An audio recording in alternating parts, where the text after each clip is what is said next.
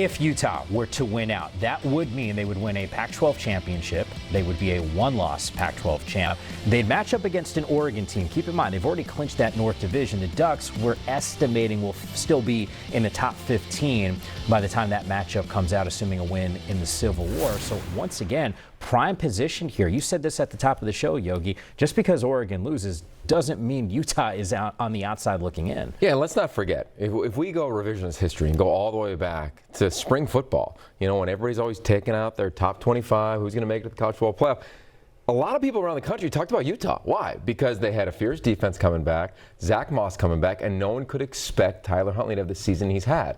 Last week, 14 of 18, over 300 yards passing, dominant performance. You saw the numbers earlier for what he did tonight. Not only is it efficient, Mike, but it's efficient with execution within the system. So you add in the defense that can smother you, suffocate you, and will kick off. I believe every starter will get to an NFL training camp. Some first-round picks, some free agents, but bottom line, they're all dudes. When I see that layered across this offense, with the offensive line, they can move the ball, a big-time back, love the quarterback and how he's playing and how they're literally scheming up first downs and beating teams with their style of play. I say, well, what are we saying? Just because Oregon didn't show up in their game against Arizona State and got beat, we're going to knock them?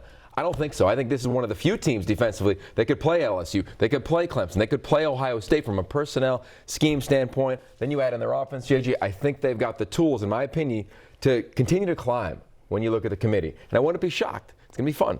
What happens with them in Alabama? Bama played nobody. That was an embarrassing game today for all of college football, let alone them. Utah played and dominated. So what do? How do they value it? In my opinion, it's going to be very interesting when you look at slots 5, 6, 7. If you, JJ, you've been around college football, you've been around the game your entire life. When you watch Utah play, how do you think they would match up against some of the premier teams in the country? I do think they match up favorably because the inside out, their offensive line is dominant, their defensive line is dominant. They control the game, and I think anytime you control the game, you have an opportunity to win the game.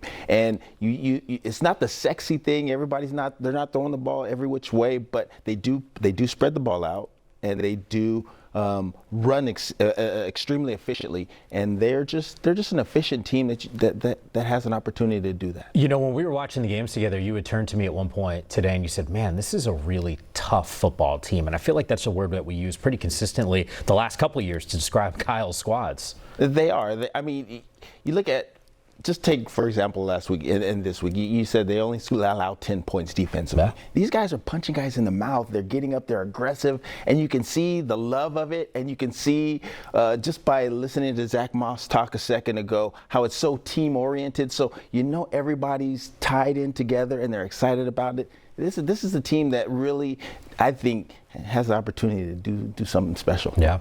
Yeah, I agree with you there. And here's the reality, though, right? Teams are going to come out and say, well, Utah, yeah, they look the part. Yeah, they might kick guys in the league, but who have they beaten, right? And if they do run the table and do play Oregon, their Oregon will be, to me, 12 would be the worst they'd be ranked in the CFP. And I don't think they'll slide further than 10 when you look at where teams are, what the history would say to us. But regardless, they would beat a ranked team, ranked in the top 12 at worst, we'd imagine, in the college football playoff rankings. And they'll compare them to Alabama. Alabama has no ranked wins. They have no ranked wins.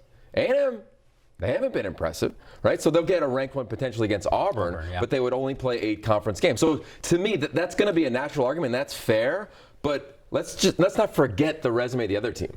Not the historicals of Alabama, but the reality of the 2019 season.